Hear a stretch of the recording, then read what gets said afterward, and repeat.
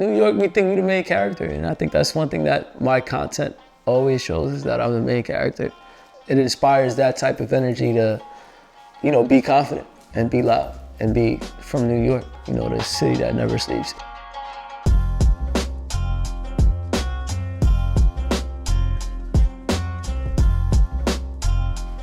What's up, guys? Angie Lolo, also known as Angie Lolo, content creator, content producer, social media marketer, podcaster, anything that involves conversation and audible, but even also creating content and skits. I have like a ton of viral skits that I've done. Yeah, bro, so tell me why you played 2K earlier, and my mother so vexed that she come and kick in my room door because I left me wishing me sick. What? Hold on 1 second. John, how are you today? I do satire. I do a lot of satire content where I make fun of like this generation's thinking, but I also agree with some of it, so. About a year since we shot. Shout out to all of you guys that are still tuning in and that followed our journey.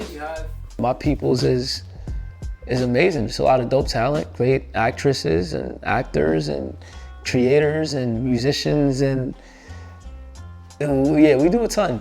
All right, y'all, so how y'all feeling? Are y'all happy to be back? How's everybody doing mentally? Let's start left to right. Okay. I used to watch a show called I Am Athlete. This with Brandon Marshall, Chadwick Ochocinco, a couple other football players, and they were like the hottest podcast. But the difference was it was 4 or 5 athletes talking to each other as if they're in a group chat. I don't believe in one mic. We're just in disagreements or we're debating. I like talking over each other, and it just gives more of a like authentic feel. So I saw a gap where with my brother, Mr. Paparazzi, where we were able to be like, yo, look, we got a pod. And it became a thing. We blew up the first episode, and then it took a while to get like the platform to, it didn't take too long because the platform blew after 3 months. But it was like 2 girls and 2 guys. So I started flirting on camera with my co-host. And that's the clip that blew up, where I'm flirting and she's like giving pushback. We went viral that first episode.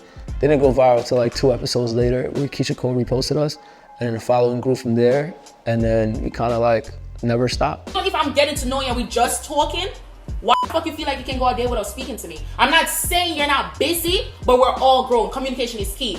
Simple text message like this. I'm gonna be busy today, I'm gonna talk to you later because I got mad shit doing. Even if you didn't even text me at the end of the night or something, it's still okay. But going out all day without speaking to me?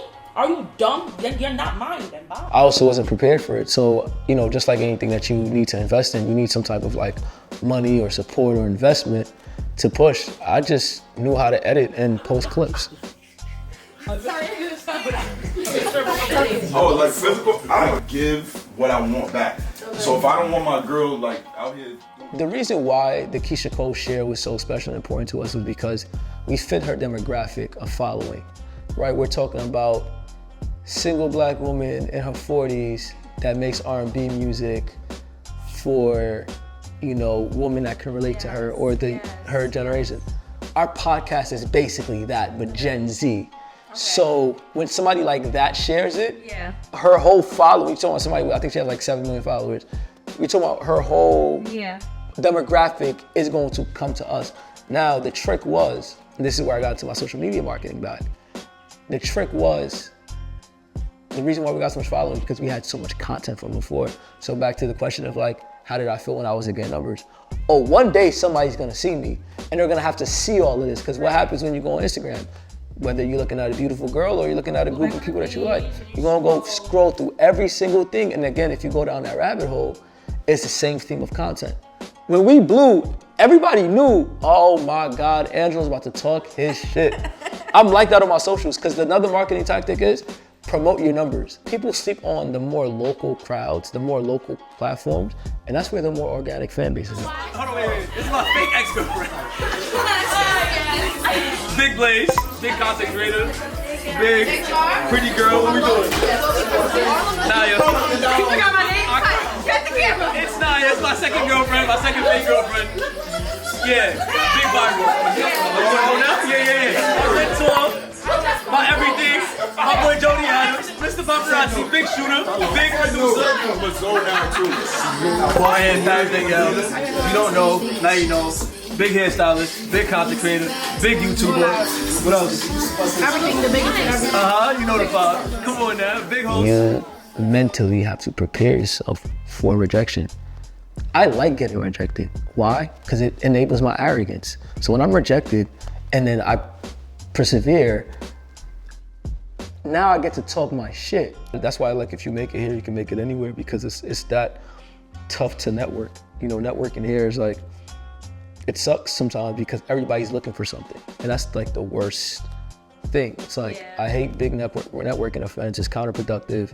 All these things in New York, you're talking about rent being high, food being high, everybody's in competition, like just the culture here. And that starts like in school though. Like even with how like we're ranked in school, like there's a valedictorian, it goes down that way. Next question. Wait, can we break